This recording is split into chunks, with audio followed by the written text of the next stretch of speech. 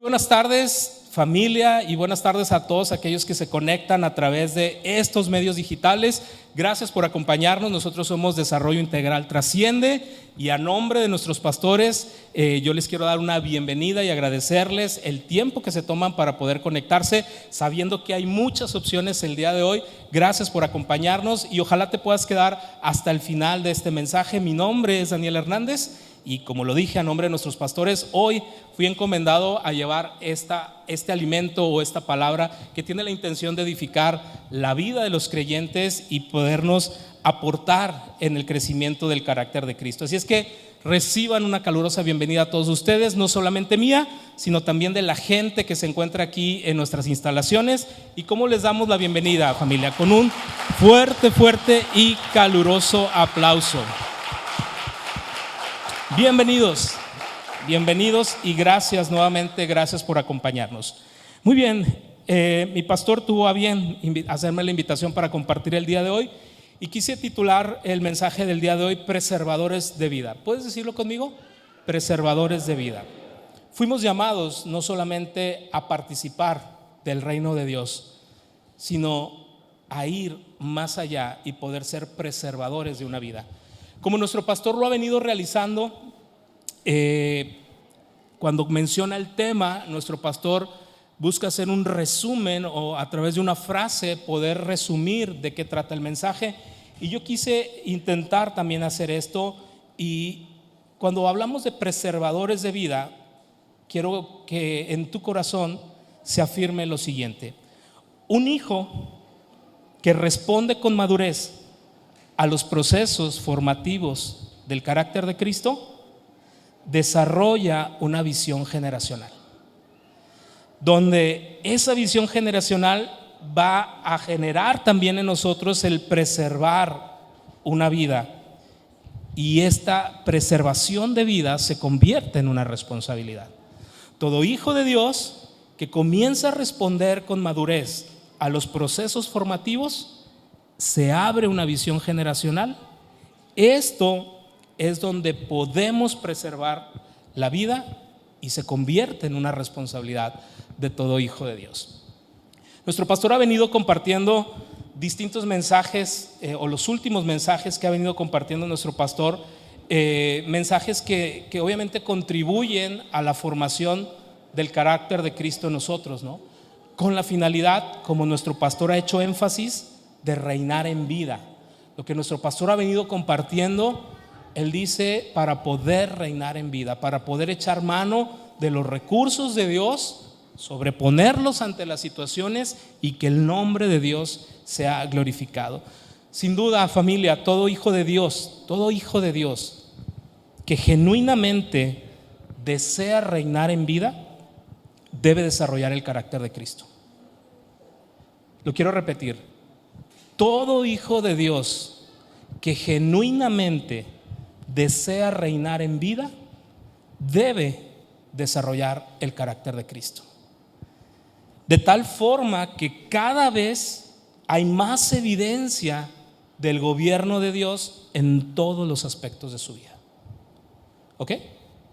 Si tú realmente, genuinamente quieres reinar en vida, es necesario que el carácter de Cristo se siga desarrollando en ti, de tal manera que la evidencia de ese desarrollo de carácter es el gobierno de Dios en más aspectos de tu vida. Amén. ¿Cuántos quieren reinar en vida?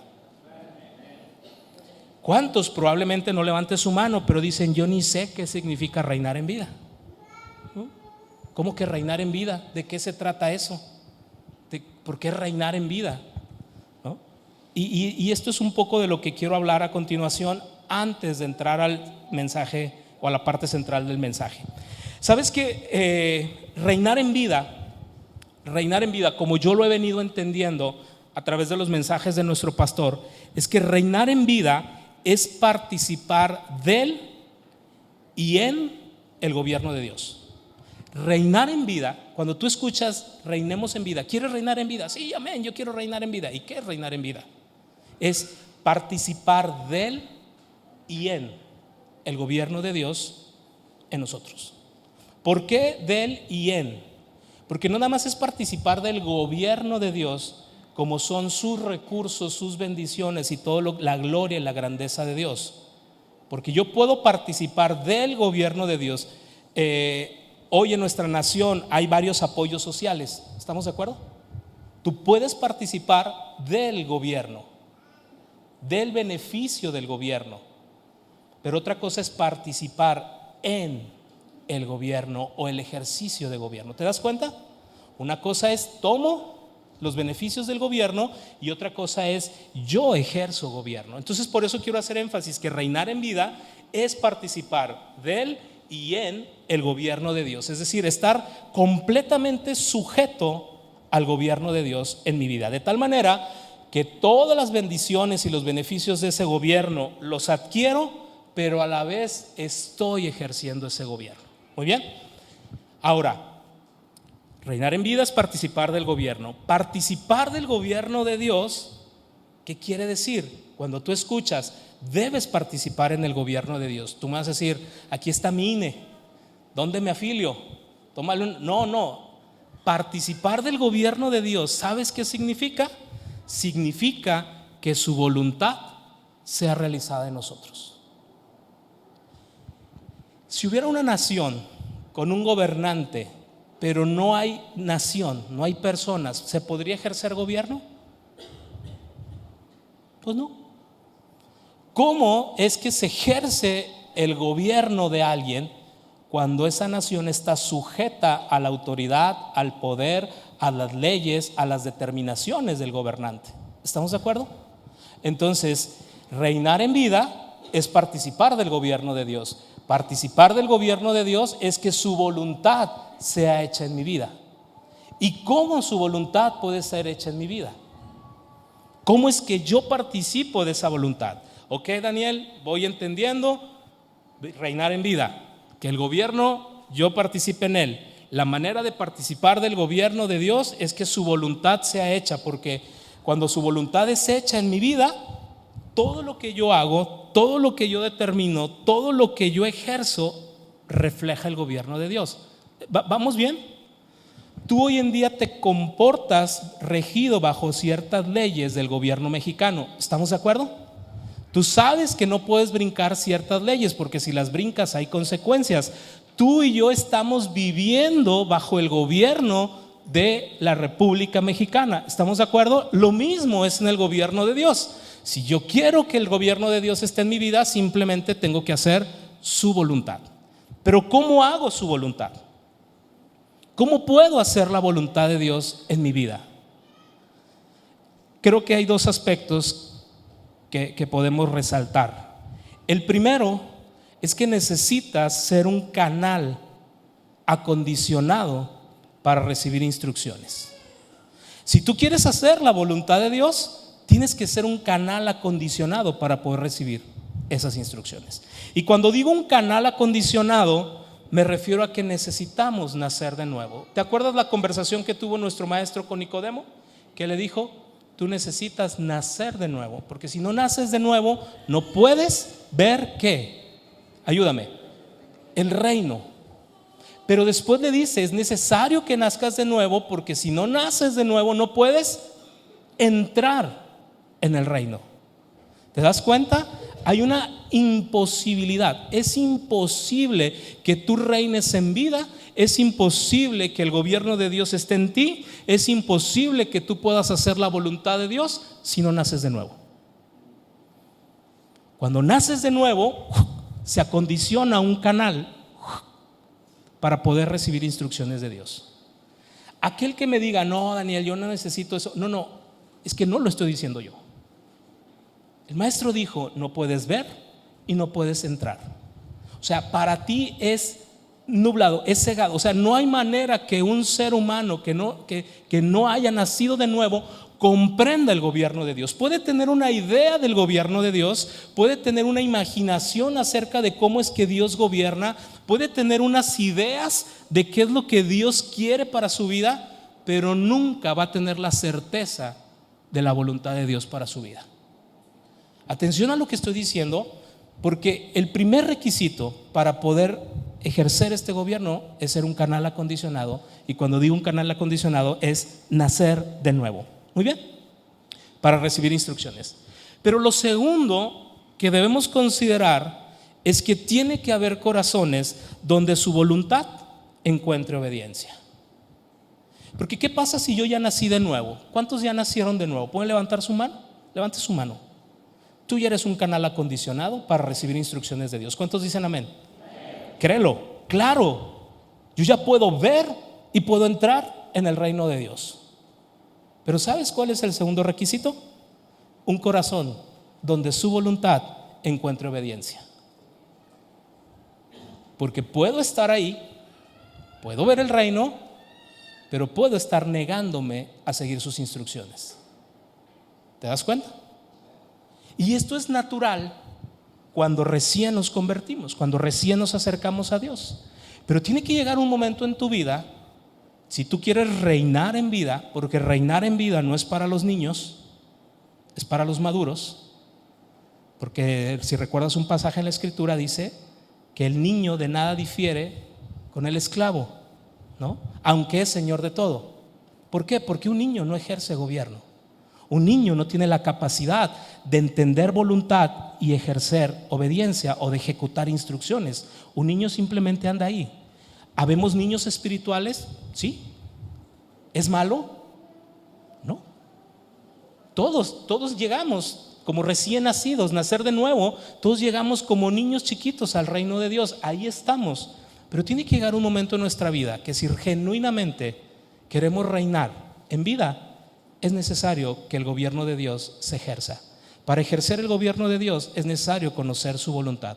Para conocer su voluntad es necesario un corazón dispuesto a obedecerle. ¿Ok? De otra manera, tú seguirás siendo un niño pidiéndole a papá que supla tus necesidades, cuando lo que él quiere hacer es que vayas y preserves su vida. Por eso el mensaje de hoy es preservadores de vida. Gente dispuesta, entendida a entender los procesos de madurez, formándose en el carácter de Cristo y entendiendo que no estoy en la tierra simplemente para vivir mi vida agradable a Dios, sino que estoy en la tierra para preservar una vida a las generaciones que vienen conmigo. Fíjate lo que dice Hebreos 10:7: vengo a hacer tu voluntad, Señor. Sacrificio y ofrenda no quisiste, holocaustos tú no pides, he aquí yo vengo a hacer tu voluntad. Primer libro de Samuel 15:22, te lo quiero leer en la Nueva Traducción Viviente. Primer libro de Samuel 15:22 dice: ¿qué es lo que le agrada al Señor? ¿Qué es lo que más le agrada al Señor? ¿Tus ofrendas quemadas y sacrificios, o que obedezcas a su voz? Escucha, así dice, escucha. La obediencia es mejor que el sacrificio. ¿Y qué? La sumisión es mejor que ofrecer grosura de carneros. ¿Qué es lo que Dios está buscando de sus hijos?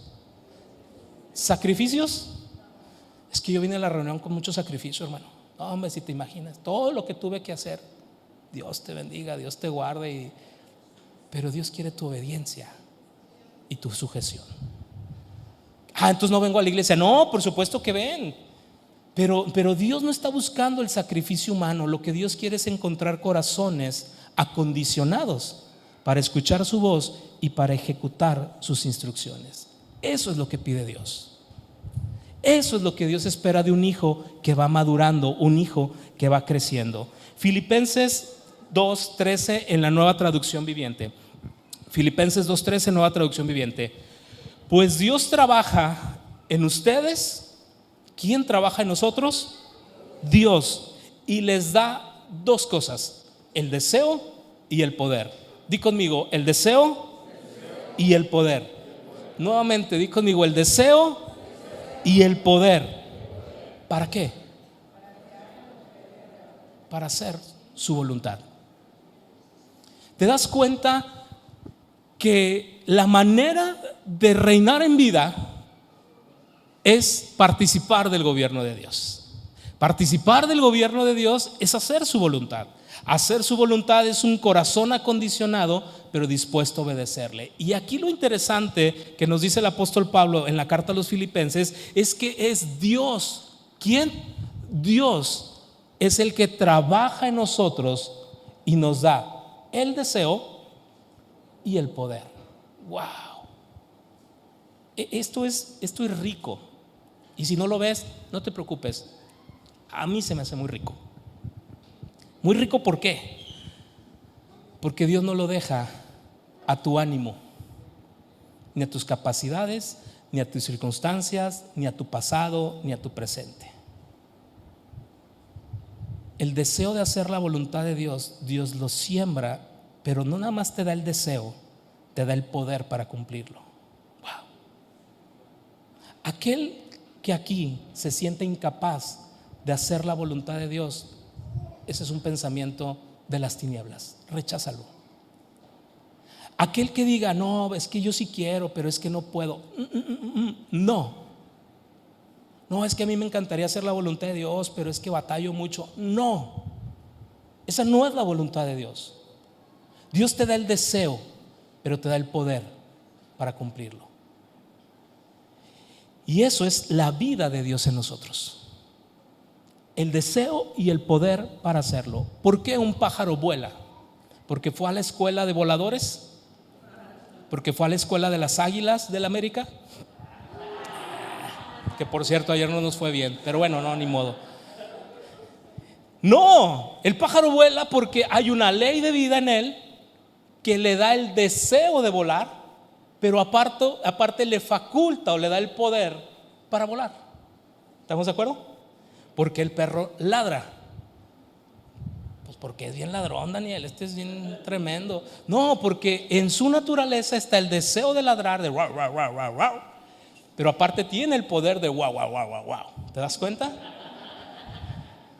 Oigan, ya hay una aplicación que dicen que puedes hablar con los perros. No sé si vieron eso. O sea, bueno, ¿no? Que dice que te traduce y tú le dices, oye, voy a salir, necesito que cuides la casa. Wow, wow, wow, wow, wow, wow, wow. Y luego el perro responde, wow, wow. Ya, ok. Y creo que tiene muchas descargas. O sea, imagínense. Pero bueno, ¿se dan cuenta? Dios nos da el deseo ¿de qué? ¿El deseo de qué? De hacer su voluntad. Pero no solamente es que yo tenga el deseo, yo quiero, sino que Dios me habilita para poderlo cumplir. ¡Wow!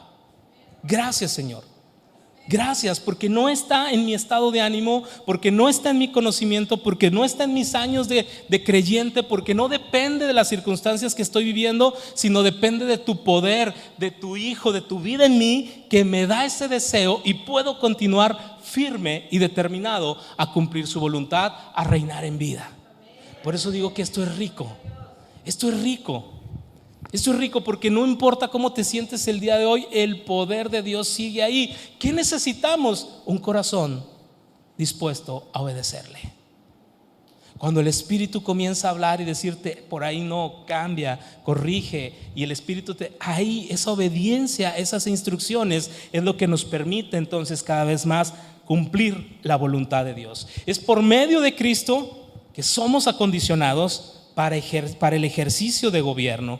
Este ejercicio de gobierno, familia, este ejercer gobierno en la tierra se manifiesta cuando la voluntad de Dios se ejecuta en nuestra vida. Así como se ejecuta la voluntad de Dios en los cielos, que dice también en la tierra. Hágase tu voluntad, que en los cielos también.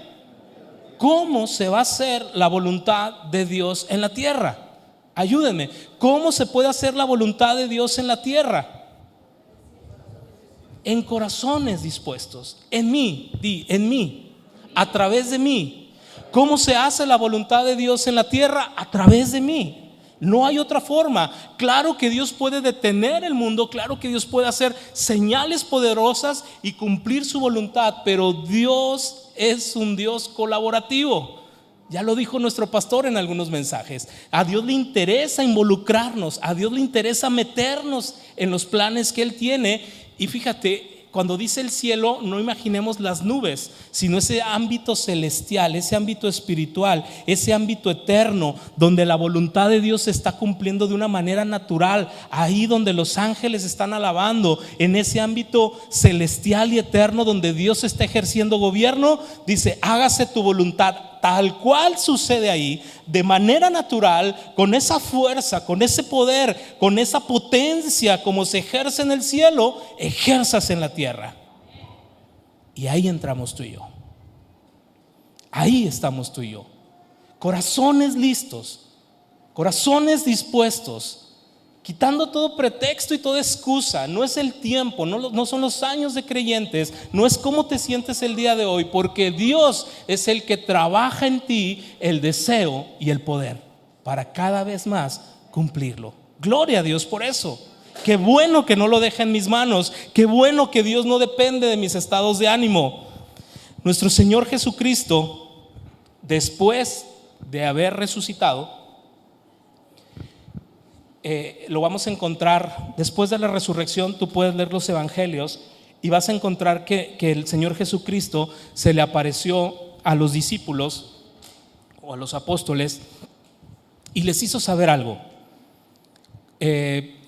Los evangelios, los 4 evangelios, narran esto de manera distinta y es bien interesante. Cuando tengan tiempo, léanlo y traten de entender cómo se fue presentando, porque hay elementos muy relevantes y ojalá en un futuro podamos comentar y compartir acerca de esto. Pero en Mateo describe que el Señor se aparece y les dice algo a sus discípulos y les dice: toda potestad me fue dada en los cielos como en la tierra. Cuando sus discípulos le dijeron: Maestro, enséñanos a orar, Él les dijo: orarán así: Padre nuestro que estás en los cielos, santificado sea tu nombre, hágase tu voluntad como en el cielo, así también en la tierra. Pero aquí en esta parte, después de que fue consumada la obra de Cristo y que Jesucristo resucita y va a ser glorificado, les dice: atención, toda potestad me fue dada en el cielo y en la tierra. ¿Qué quiere decir? Que la obra, el propósito de Dios a través de Jesucristo se había cumplido. Y les dice: toda potestad, toda autoridad, todo dominio, toda ley, todo peso de autoridad ya me fue dado en el cielo. Pero ¿qué creen? También en la tierra. Pero no solamente les dice lo que acaba de suceder o lo que se acaba de cumplir, sino les dice también el porqué de que esa autoridad le fue dada. Y entonces les dice, o les da, lo que nosotros conocemos como la Gran Comisión. ¿Han escuchado hablar de eso? La Gran Comisión. Y les dijo que en su nombre propagarían las buenas nuevas o llevarían las buenas nuevas de arrepentimiento, de salvación o de una nueva vida a todas las naciones, pero también que harían discípulos, ¿no? Enseñándoles a que guardaran lo que Él les había mandado. Pero cierra diciendo que Él estaría con nosotros, o con ellos y nosotros, todos los días hasta el fin del mundo. Lo podemos leer, si tú dices: Daniel, ¿dónde viene eso? En Mateo 28, del 18 al 20. Ahorita vamos a leerlo en un momento más. Pero algo que quiero resaltar es que la Gran Comisión, esta encomienda que hace Jesús, no nada más es una comisión, es una responsabilidad de todo hijo de Dios. ¿Cuántos hijos de Dios hay aquí? Tú tienes una comisión. Si tú dices: ¿y yo qué onda? ¿Qué hago aquí en la tierra? Pues yo quiero saber para qué estoy aquí, de qué se trata. Ahí hay una comisión. No, yo quiero saber si voy a estar al frente de una iglesia, si voy a ser un músico. Ok, pero tú tienes una comisión ya establecida. Y esta es una responsabilidad de todo hijo de Dios. Y esa comisión tiene que ver con propagar una vida, la vida de Cristo. Esa es nuestra comisión: ir y hacer discípulos a todas las naciones, compartiendo el evangelio, llevando las buenas nuevas, llevando el mensaje de salvación, de arrepentimiento y de nueva vida, y discipulando a todo aquel que le compartamos. Pero además, dice el Señor, yo estaré con ustedes todos los días hasta el fin del mundo. Me llama la atención, familia, que si comparamos los 4 evangelios acerca de este extracto de la Gran Comisión, hay cosas interesantes y no voy a profundizar en ello, nada más voy a comentar algunas cosas. Pero si tienes oportunidad en tu casa, léelos. Lee Mateo, lee Marcos, lee Lucas y lee Juan, cada quien en su capítulo que corresponde. Pero por ejemplo, Lucas, lo vas a encontrar en Lucas 24, esta parte. Y en el verso 45, Jesús dice que les abrió la mente para que comprendieran las escrituras. Vamos a leer ahorita Mateo, y Mateo no dice esto, pero Lucas sí lo registra. Y esto es bien relevante, no nada más porque lo digo yo. Tú vas a decir, ¿y por qué es relevante? ¿Qué tiene relevante? Pues es relevante porque para poder cumplir tú y yo la gran comisión necesitábamos ser acondicionados. Y los discípulos, dice que les abrió la mente, hubo una transformación en la mente para comprender lo que hasta ese momento habían escuchado, pero no habían entendido del todo. ¿Recuerdas lo que dice el apóstol Pablo en Romanos? Transformados por medio de la renovación ¿de qué? De nuestro entendimiento. Ayúdame. Para comprobar. ¿Cómo puedo conocer la voluntad de Dios para mi vida? A través de una transformación de mente. Dios les encomendó algo, pero no los dejó así, les abrió o les transformó la mente. Eso lo registra Lucas 24:45. Pero aparte, en ese pasaje dice que llevaran un mensaje de arrepentimiento y de perdón de pecados y que serían embestidos del poder de lo alto. Eso lo registra Lucas, Mateo no. En Marcos 16 les dice: id por todo el mundo y predicar el evangelio. Lucas no dice evangelio, dice mensaje de arrepentimiento y salvación. Mateo no habla de ir y predicar el evangelio, dice vayan y hagan discípulos. Pero Marcos dice que las palabras de Jesús, o lo que les dijo, la encomienda es: prediquen el evangelio. ¿Ok? Por eso digo que es interesante sumar los 4 para entender el paquete completo que consistía esa gran comisión, que no solamente es ir y hablar, que no solamente es ir y evangelizar, sino que nuestra mente sería transformada para comprender la voluntad de Dios, que nuestro mensaje sería un mensaje de salvación, que nuestra voz y que nosotros estaríamos esperando la llegada del Espíritu Santo, ser embestidos con poder de lo alto. Eso incluye lo que Jesús estaba haciendo. En Marcos también nos dice que vendrían situaciones, se iban a presentar situaciones, y dice: van a echar demonios fuera, van a expulsar demonios, van a hablar nuevas lenguas.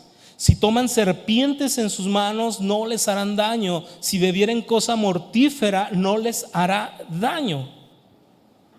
Si pusieran manos sobre los enfermos ellos sanarán.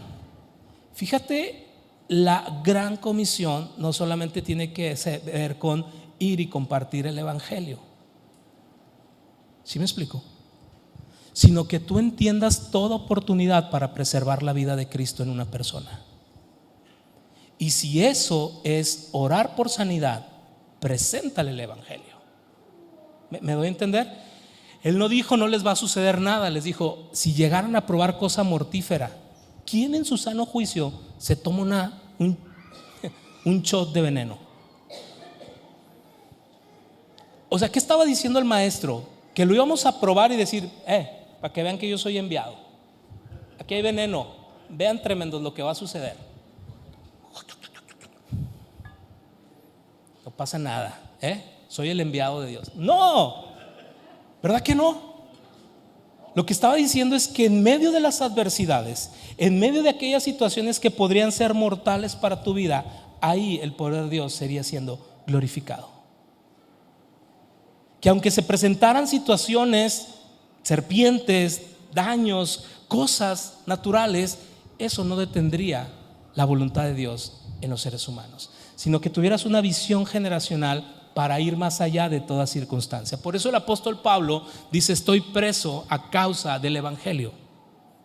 Y aquí estoy encerrado, estoy sufriendo, me están azotando. Si tú lees las cartas del apóstol Pablo a Timoteo, creo que es en Timoteo, le dice, voy a parafrasear porque no es textualmente, pero le dice: estos tremendos se pasaron, me están tratando como no tienes idea. No con esas palabras, pero léelo, y dice que le fue puesto al apóstol Pablo 4 guardias, cada guardia de 4 personas. Y uno de ellos era tremendo, porque así dice: este me ha tratado como no tienes idea. Pero en medio de eso, él no perdía el entendimiento de cumplir la voluntad de Dios. Y si ahí, en esa circunstancia, tenía que ser dado a conocer el evangelio, él seguiría firme. Porque no era la circunstancia, no era su estado de ánimo, no eran sus capacidades, era el poder de Dios dándole el deseo y la capacidad de cumplir su voluntad. Qué fuerte que alguien que esté en medio de una circunstancia difícil sea capaz de tener una visión generacional y decir: lo que estoy sufriendo, lo que estoy padeciendo por causa de Dios, no es nada a lo que yo puedo lograr con esto. No sé si me explico. O sea, tu visión generacional se abre, es como si se abriera un ámbito generacional donde tú dices: está bien, la estoy pasando padre, qué bueno, la estoy pasando mal, esto no me detiene para ser un preservador de vida. El apóstol Pablo no renunció al ministerio. El apóstol Pablo no dijo: ay, ya me dolió, bueno, ¿saben qué? Siempre no soy creyente. Él entendía que era un preservador de vida y que en medio de esos azotes y de ese sufrimiento él podía seguir haciendo la voluntad de Dios. No estoy diciendo que seamos azotados para demostrarle a Dios que le amamos. Lo que estoy diciendo es que seamos hijos maduros para que en medio de los procesos formativos no decaigamos, no claudiquemos de seguir avanzando y cumpliendo la voluntad de Dios. Vamos a leer Mateo 28 del 18 al 20. Y Jesús se acercó y les habló diciendo: toda potestad me es dada en el cielo y en la tierra. Verso 19: por tanto, id y hacer discípulos a todas las naciones, bautizándoles en el nombre del Padre, del Hijo y del Espíritu Santo. Verso 20: enseñándoles que guarden todas las cosas que les he mandado, y he aquí yo estoy con ustedes todos los días hasta el fin del mundo. Pero ¿cuántos saben que el Señor se fue? ¿Sí? Ascendió. ¿Estamos de acuerdo? No se quedó con ellos. ¿Y por qué les dijo? Porque el Espíritu Santo es el consolador que enviaría el Padre y quien nos hablaría. Y justo es de lo que quiero compartir rápidamente. El maestro dijo: toda potestad. La palabra potestad es exousia. Exousia es poder o autoridad. Cuando tú escuchas o lees la palabra poder en las escrituras, pueden ser varias palabras en el griego. Dunamis, que es potencia. El Espíritu Santo también se relaciona cuando dice el poder del Espíritu, es el dunamis del Espíritu, es esa potencia, esa capacidad, ese poder, esa fuerza del Espíritu Santo. Otra palabra para poder es kratos. La palabra kratos tiene que ver con la capacidad de impacto. Tú dejas caer una piedra y depende qué tanto daño hizo, ese es el kratos. Tú dejas caer una masa de hierro, ¿no?, de 20 metros de diámetro, y lo que va a producir, el kratos que va a producir, es esa capacidad de expansión o de efecto. Ese es otro poder. Pero exousia tiene que ver con autoridad y poder, con una autoridad delegada, con una capacidad de gobierno. Y lo que dice el maestro es: toda potestad, todo poder, no todo dunamis, no todo kratos, toda exousia me ha sido dada en los cielos y en la tierra. Y este tipo de poder, insisto, es una autoridad que tiene alguien cuya voluntad y órdenes se deben cumplir y someter. Ese es el poder que le fue encomendado, que le fue dado al Señor. Pero dice: toda potestad. ¿Para qué me fue dada la potestad?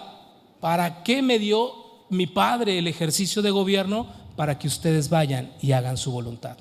Por eso dice: vayan y hagan discípulos, lleven las buenas nuevas y díganles que guarden los mandamientos de Cristo. Ahora una pregunta: ¿los discípulos tenían una Biblia? ¿Cómo harían discípulos? ¿Cómo es que lograrían llevar las enseñanzas del maestro? ¿Había celulares o tablets para tomar nota de las enseñanzas? ¿Había manera de haber grabado al maestro y decir: perdón, Jesús, discúlpame, ¿puedes repetirlo nuevamente? Espérame, déjale saco screenshot, déjame le tomo una foto con mi celular para cuando nos mandes, llevo mis notas. ¿Verdad que no? ¿Cómo harían discípulos? Por su testimonio. ¿Por qué más? Dice: vayan y díganles que guarden todo lo que yo les he mandado, que lo guarden. Y aquí empieza a haber cosas bastante interesantes. Hebreos 10:16 en la Nueva Traducción Viviente. Hebreos 10:16 en la Nueva Traducción Viviente. Este es el nuevo pacto que haré con mi pueblo. En aquel día, dice el Señor, pondré mis leyes en su corazón y las escribiré en su mente. El deseo y el poder para cumplir la voluntad de Dios. ¿Cómo es que le enseñarían a la gente lo que Dios demandaba? A través del Evangelio y de la obra de Cristo, diciéndole: ahora tú estás facultado y habilitado para recibir las instrucciones de Dios, solamente entrégate a Él. Entonces no necesitamos la Biblia. No, claro, este es un recurso para nosotros hoy en día de poder respaldar a través de las escrituras, porque toda escritura fue inspirada por Dios. Pero en aquel entonces no estaba la Biblia como tú y yo la conocemos, y no era un impedimento para que se formara el carácter de Cristo en los oyentes. No necesitaban del escritor o de un libro, sino la mente. Por eso dice que les abrió la mente, por eso Lucas lo registra, les abrió la mente para que pudieran comprender las escrituras. ¿Te das cuenta? Entonces en Hebreos vemos que hay un nuevo pacto, y que ese nuevo pacto ya no son leyes escritas, sino que ahora están en nuestro corazón y están escritas en nuestra mente.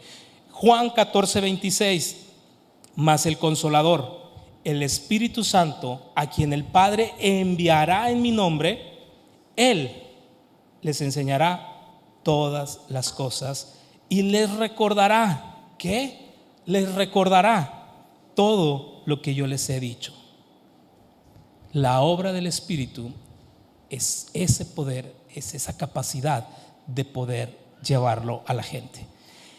Tú y yo debemos entender que la mente de Cristo a través de su vida ahora está en nosotros. Primera de Corintios 2:16 dice: pues, ¿quién puede conocer los pensamientos del Señor? ¿Quién sabe lo suficiente para enseñarle a Él? Pero nosotros entendemos estas cosas porque tenemos la mente de Cristo. Tú tienes la mente de Cristo. ¿Sí o no? No, pues ahí dice: ¿quién sabe? No, claro que sí. Tú tienes la mente de Cristo. El Espíritu Santo te recordará y te enseñará todas las cosas. Y el nuevo pacto en el que tú y yo participamos, que es esa obra consumada de Cristo, ha establecido que sus mandamientos y sus leyes estén escritas en mi mente y en mi corazón como una ley de vida. Pues yo nunca las he visto. Necesitamos madurar. Un niño no conoce toda su capacidad.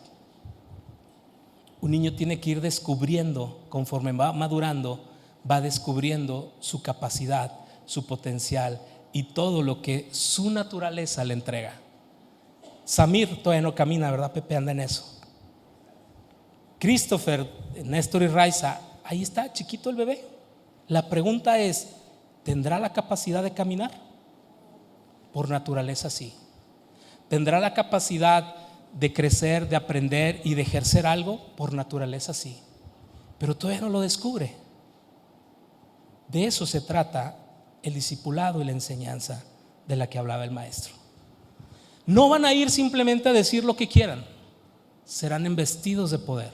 Su mente será transformada. Están participando de un nuevo pacto donde ustedes tienen mi mente, porque hay una vida en ustedes que es la vida mía fluyendo en ustedes, y por eso tienen el deseo y el poder para cumplir mi voluntad.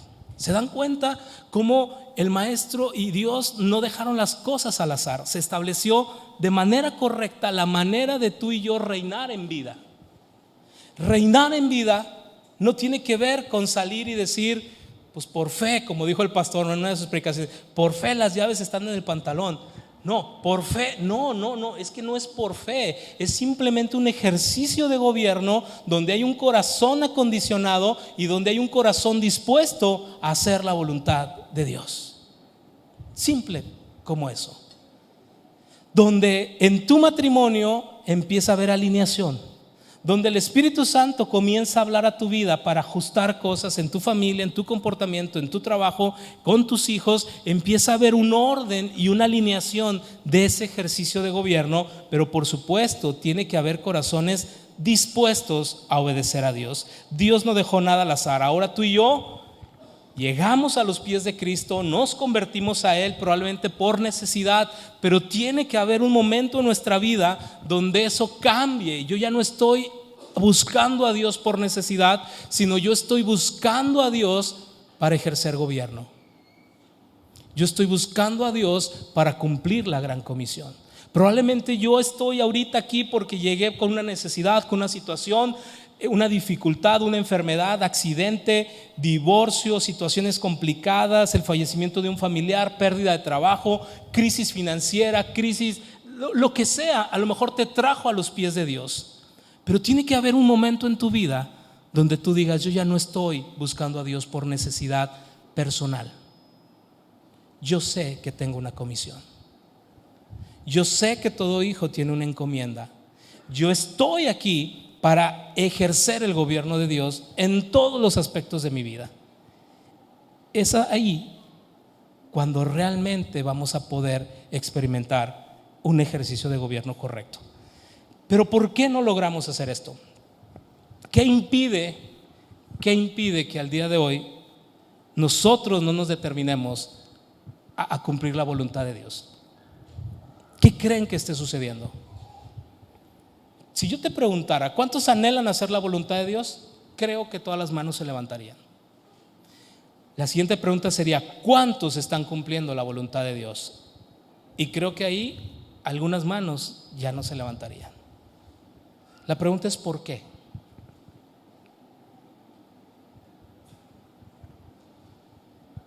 ¿Porque no la conozco? ¿Porque no la sé? Porque a lo mejor necesitamos entregarnos cada vez más a Dios, ser más obedientes a esos impulsos del Espíritu que sin duda ahí están, pero que en los procesos formativos no le hemos prestado mucha atención. ¿Sabes que nuestra respuesta a los procesos donde Dios nos está formando deberían producir una sensibilidad mayor al Espíritu Santo? Atención a lo que estoy diciendo. Nuestros procesos, la respuesta a los procesos que estamos viviendo, donde el carácter de Cristo se está formando, debería formar en nosotros una sensibilidad o generar una sensibilidad mayor a la voz del Espíritu Santo. ¿Qué estoy tratando de decir con esto? ¿Cuántos han pasado por alguna dificultad? Yo creo que todos. ¿Cuántos han pasado por alguna adversidad, por alguna crisis? De pronto por un momento depresivo, por una angustia, por una ansiedad. Ahí es una oportunidad para que el carácter de Cristo se forme. Pero si en medio de eso tú y yo no nos sensibilizamos, no permitimos que el Espíritu Santo esté trabajando en nosotros, eso frena el que tú y yo estemos cada vez más sensibles a lo que Dios quiere hacer. No sé si me explico. Nos centramos tanto en el problema y no entendemos que es una oportunidad para que Cristo sea formado. El apóstol Pablo dijo que en nuestra debilidad el poder del Señor se perfecciona. ¿En dónde? En nuestra debilidad. Cuando tú y yo nos hacemos menos, Cuando tú y yo en medio de la dificultad, en lugar de reclamar, en lugar de reprochar, en lugar de agüitarnos, en lugar de decir yo ya no quiero saber nada de Dios, ahí en ese momento nos rendimos más, nos hacemos menos de nosotros y permitimos que el poder de Dios se manifieste. Entonces es el proceso formativo que me llevará a madurar y a crecer y a entender cada vez más la voluntad de Dios para mi vida. Pero en ocasiones le sacamos la vuelta a los procesos formativos. Pero en ocasiones los procesos formativos nos desaniman o nos hacen obviamente tratar de retroceder. Y lo que yo quiero compartir contigo esta tarde y cerrar mi mensaje es que tenemos que vernos como preservadores de vida. No, amigo, familia, hermano, no estamos aquí simplemente para vivir una vida y decir yo estoy bien. Fuimos llamados más allá a una comisión, a preservar una vida, no solo en nosotros, sino en nuestras generaciones. Pero a veces estamos tan metidos en nuestra necesidad que no se abre la visión generacional, que no estás pensando en cómo mi vida le puede servir a Dios para reinar en vida. Porque reinar en vida no es que tú la pases padre, porque reinar en vida no es que tus necesidades estén suplidas. Porque reinar en vida no tiene que ver con que tengas un trabajo estable o te esté yendo bien en tus negocios. Porque reinar en vida no es que tu matrimonio sea feliz. Porque reinar en vida no tiene que ver con que no tengas dificultades. Reinar en vida es que en medio de buenas temporadas o de malas temporadas, la voluntad de Dios sigue encontrando un corazón obediente. Eso es reinar en vida. Entonces tiene que llegar un momento en el que dejemos de estar volteando hacia nosotros, en el que dejemos de estar diciendo Dios suple mis necesidades, escúchame, para que se abra una visión generacional y poderle decir Señor, ¿cómo te puedo servir? ¿Qué más puedo hacer? Y cuando digo esto probablemente alguien piense pues sí, estaría padre que Dios me mande a las naciones, pero tienes unos nietos a los que les puedes ayudar a preservar una vida. Porque probablemente cuando escuches, sí Dios, yo te quiero servir, estás pensando a qué país me vas a mandar, Señor. Pero tienes un hijo en el cual puedes preservar una vida. Tienes una esposa en la cual puedes enseñar y discipular la mente de Cristo. Porque tienes padres, tienes hermanos, tienes vecinos, tienes amigos en los cuales puedes preservar una vida. No estoy diciendo que Dios no te puede llevar a las naciones. Porque la gran comisión dice vayan y hagan discípulos a todas las naciones. Sí, claro Señor, mándame a mí, yo quiero. Empecemos con lo que está a nuestro alcance y sin duda el Señor seguirá proveyéndote, llevándote, instruyéndote a dónde puedes servir. A veces cuando hablamos de yo quiero servir a Dios pensamos que tiene que ser ministerialmente en la congregación y eso es bueno, pero se trata también ahí con el que está a tu lado. Que lo abraces, que le hagas saber el amor de Dios, que si está pasando una dificultad seas esa esperanza, ese mensaje de salvación, ese mensaje de potencia, que si está pasando por una enfermedad seas esa mano extendiéndose para orar por sanidad. No pensemos tan allá, empecemos por aquí, por lo que está en nuestra cancha, por lo que está en nuestro control. Primera carta al Timoteo 4:12 en la Nueva Traducción Viviente. Primera carta a Timoteo 4:12 en la Nueva Traducción Viviente. No permitas, le dice el apóstol Pablo a Timoteo, no permitas que nadie te subestime por ser joven. Y déjame usar esta palabra joven como no importa los años que tengas de creyente. Que nadie subestime el deseo y el poder que Dios está trabajando en ti. No, Daniel, pero es que yo no sé ni hablar. Pues nada más abramos la boca y deja que el poder de Dios fluya. No, Daniel, es que yo no estoy preparado. Pues no tienes que estar preparado. Si recibes una llamada, si te enteras de una situación, es la oportunidad para preservar la vida de Cristo en las personas. Es la oportunidad para cumplir la gran comisión. No, pero es que yo ¿cómo les voy a decir? Así de simple y sencillo. ¿Me dejas orar por ti? Oye, yo escuché un mensaje de nuestro pastor y fíjate que el pastor nos ha venido enseñando. ¡Fua! Llevas el mensaje de salvación. No permitas que nadie te subestime por ser joven. Sé un ejemplo para todos los creyentes en lo que dices, en la forma como vives, en tu amor, tu fe y tu pureza. Necesitamos madurar, necesitamos seguir creciendo en esto, pero necesitamos determinarnos a decir ya más niños no. Los niños no reinan, solo los hijos maduros. Así es que busquemos toda oportunidad, aprovechemos toda oportunidad para que el ejercicio de gobierno se cumpla en la tierra. Las adversidades son oportunidades para expresar el gozo de Dios y su paciencia.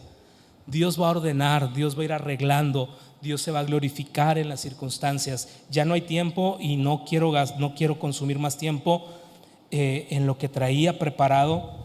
Te voy a dejar de tarea, si me permites. ¿Te puedo dejar una tarea? Pues aunque no me permitas, te la voy a dejar. Génesis 45 del 4 al 8. Génesis 45, anótalo, y es parte de la narración de la vida de José. Tú si conoces algo de las escrituras, sabrás que José pasó momentos de adversidad. Bueno, así. Si parecía que le estaba yendo mal, tenía otra situación peor, venía otra situación peor. Pero simplemente quiero leer algunos pasajes rápido y con esto cierro ahora sí. En Génesis 45, 4, cuando sus hermanos se presentan delante de la segunda ocasión, no lo reconocieron porque José ya no era como ellos. Su vestimenta, su apariencia ya era de egipcio, porque recuerden que José lo vendieron sus hermanos. Él tuvo una visión, lo maltrataron sus hermanos, estoy hablando de sus hermanos, su sangre. Lo querían matar y uno de ellos abogó y dijo: pues no lo matemos, mejor lo echaron ahí en una cisterna y dijo: no lo matemos, mejor vamos a venderlo como esclavo, y lo vendieron como esclavo. Lee con tiempo la narración de José, es muy difícil.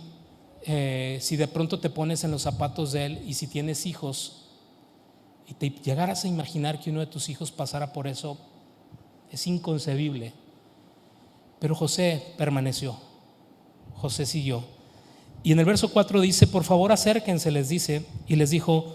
Entonces ellos se acercaron y él volvió a decirles: soy José, su hermano a quien ustedes vendieron como esclavo en Egipto. Verso 5: pero no se inquieten ni se enojen con ustedes mismos por haberme vendido. Fue Dios quien me envió a este lugar antes que ustedes, a fin de preservarles la vida. El hambre que ha azotado la tierra en estos últimos años durará 5 años más y no habrá ni siembra ni siega. Verso 7: Dios me hizo llegar antes que ustedes para salvarles la vida, a ustedes y a sus familias, y preservar la vida de muchos. Verso 8: por lo tanto, fue Dios quien me envió a este lugar y no ustedes. Y fue Él quien me hizo consejero de Faraón, administrador de su palacio y gobernador de todo Egipto.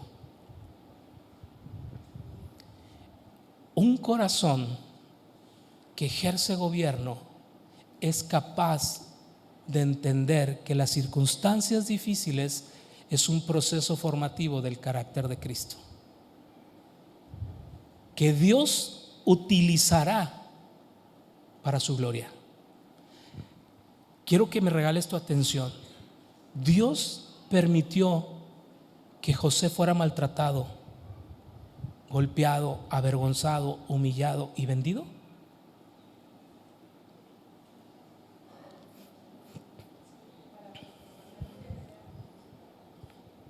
No.